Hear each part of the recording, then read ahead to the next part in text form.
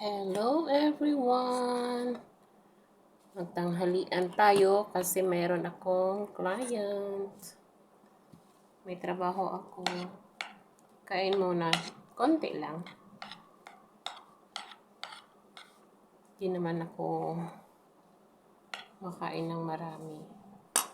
Yung ulam ko guys is isda. Pritong isda. Sausaw natin sa tuyo na may lemon. At saka pipino. Kain. Magkakamay lang ako guys. Kasi masarap magkamay. Diba? Saling yung rice cooker ko.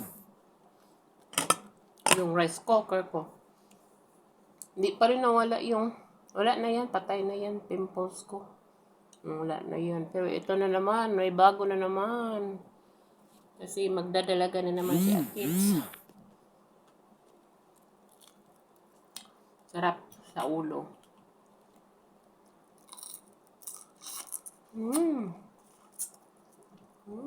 Tagal na ako din nakakain ng isda.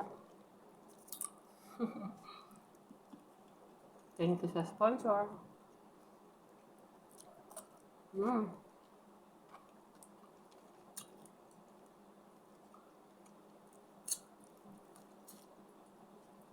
Bakit masarap yung ulo? Wala namang laman.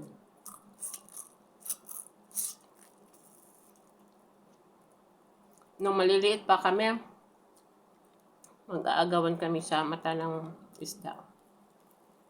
Yung malaking isda.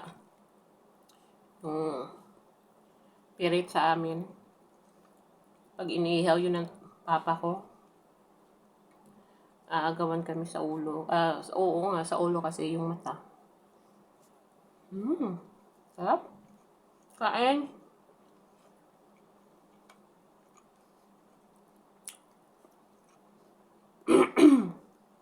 Hindi pa rin nawala yung sipon at saka ubo ko.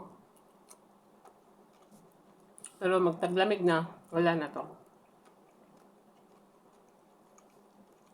Kakatulog na rin naman ako. Sarap ng isda.